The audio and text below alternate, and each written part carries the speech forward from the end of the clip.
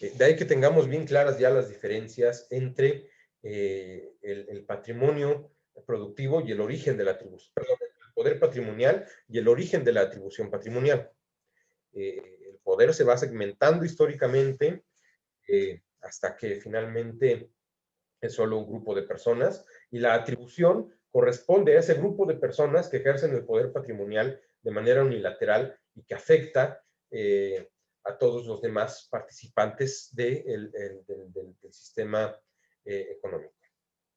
Pero el origen de esta concentración, de estas desigualdades en el ejercicio del poder patrimonial, o dicho de otra forma, el origen de esta desigualdad en la atribución patrimonial viene en primera instancia de la generación de excedente que permite el hecho de contar con un patrimonio productivo específico.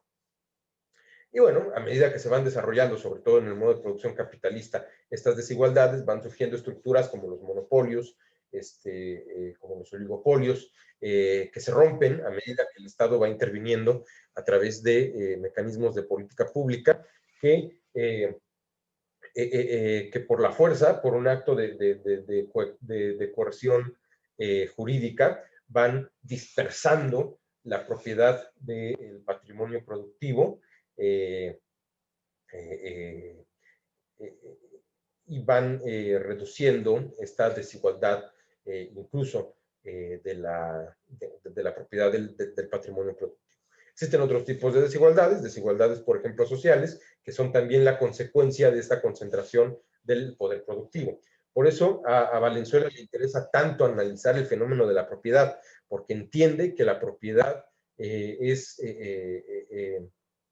un fenómeno definitorio de la forma en la que es posible producir. Un poco queriendo expresar que la idea de propiedad es previa a la idea de modo de producción, que el modo de producción se va configurando en torno a la idea de propiedad que existe dentro de esa sociedad.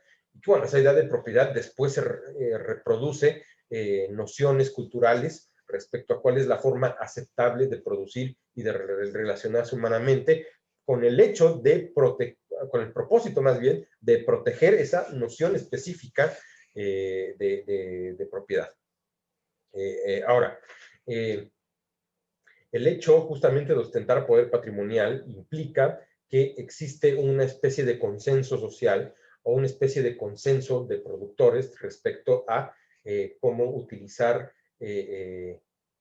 ese patrimonio de tal manera que afecte no ya al círculo inmediato de personas con las que se relaciona el productor, sino a toda la sociedad. A esa forma de establecer decisiones se le llama plan económico. El plan es, entonces, repitiendo, es un consenso respecto a la forma de utilizar el patrimonio productivo. Podríamos decir que, bajo ciertas circunstancias, el plan es el poder patrimonial ejercido socialmente o ejercido con un propósito social. En el modo de producción capitalista, quienes hacen el plan son los propios poseedores del patrimonio productivo y es el Estado. En un Estado comunista, quien lleva a cabo el plan económico, quien lo construye, es toda la colectividad a través de representantes electos democráticamente. Dice Valenzuela en esta parte que tampoco leímos que el problema de esta segunda forma de tomar decisiones, de ejercer el poder productivo, es que al menos en el caso de la Unión Soviética hubo una disociación entre los representantes del pueblo y el pueblo mismo. Y esto ocurrió porque la Rusia sobre la cual se erigió la Unión Soviética, con todas las culturas y países diferentes que después se independizaron tras el colapso de la misma, pues al principio, en 1917, era un país sin las capacidades técnicas necesarias para poder dar el gran salto al comunismo. Podríamos pensar que el comunismo se puede ahorrar el paso del capitalismo, pero esto es muy difícil porque el comunismo es un modo de producción que exige altos niveles de productividad, alto nivel de tecnologización, alto nivel de especialización, que que no existía en la Rusia rural. Entonces, quienes durante algún tiempo, en los tiempos de la nueva política económica de Lenin, la economía soviética buscaba convertirse en una economía desarrollada al modo capitalista. Es decir, sí se toleraba la propiedad privada, pero se buscaba la tecnologización, la especificación, la maquinización de los procesos productivos para llevarlos a un nivel que después permitiera dar el salto hacia el gran potencial productivo que es consustancial a una economía comunista. Desgraciadamente no se logró. Muere Lenin en el 24, en el 29 se acaba la nueva política económica, después viene el estalinismo, y es gracias a la Segunda Guerra Mundial, hasta 1941, en el caso de la Unión Soviética, que el deseo de Lenin se va concretando. Pero en ese periodo, esta diferencia hace que las personas que conformaban la base, es decir, los trabajadores y campesinos que eran propietarios originarios de todos los medios de producción, no tuvieran el conocimiento necesario para poder llevar el planteamiento de los planes. Entonces, lo que hacen era delegarle esa facultad de generar el plan a los funcionarios, y los funcionarios se convertían en burócratas, los burócratas se convertían en los acumuladores del excedente, y decidían o ejercían su poder patrimonial sin tomar en cuenta las exigencias o las necesidades de la base que los había elegido. La gran tragedia es que eso permitió que la Unión Soviética se convirtiera, o más bien el modo de organización de la producción de la Unión Soviética se transformara en otro método de alineación parecido al capitalismo, pero con la realización formal o con la idea formal de que, a pesar de que era solamente una élite la que decidía cómo administrar toda la economía, lo hacían sin quitarle al pueblo el derecho de decir que eran propietarios de los medios de producción. La diferencia con el modo de producción capitalista y con los países capitalistas de ese entonces era que pues, la propiedad privada sí entiende que los medios de producción no son de todos. Pero el punto de contacto y donde se parecían los dos sistemas, el comunista de la Unión Soviética y el capitalista de casi el resto del mundo, era que ambos eran sistemas como sistemas políticos, funcionaban como sistemas de alineación, de alienación del poder patrimonial. Es decir, los capitalistas decían, una élite es la que tiene que ser la que tome las decisiones de producción, la que establezca el plan económico, y los comunistas decían, la élite del partido es la que tiene la responsabilidad de hacer el plan, pero no los trabajadores, no la base, no la gente, no el pueblo, sino una élite en ambos casos. Y para que hubiésemos podido decir que el sistema comunista hubiese satisfecho sus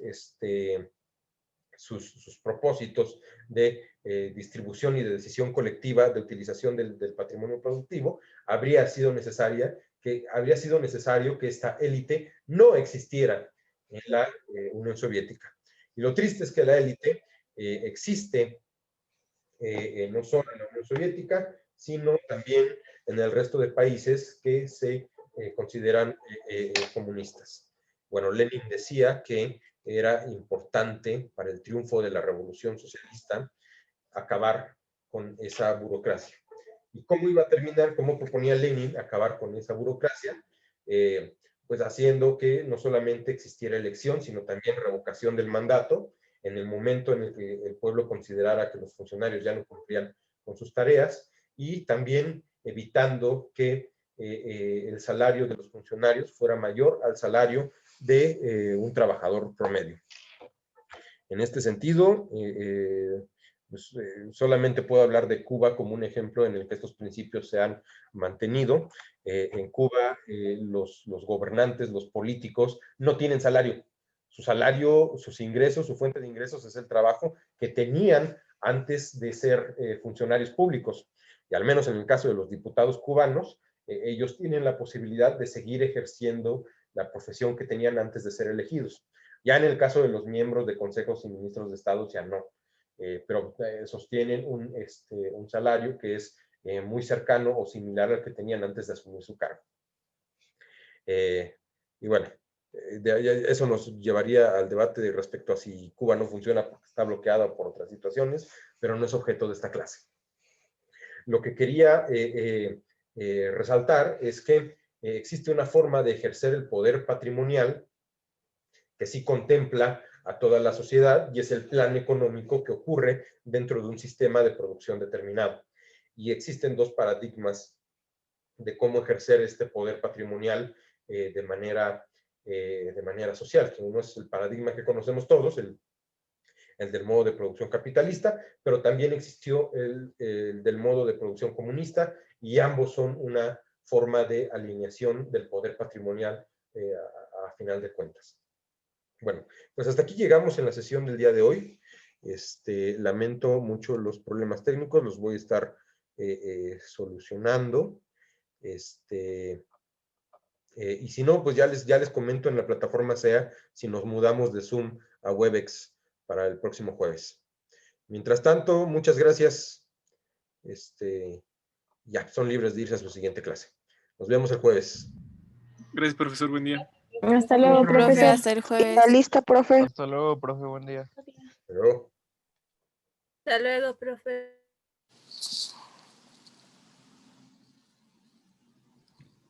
Chao, profe. pero.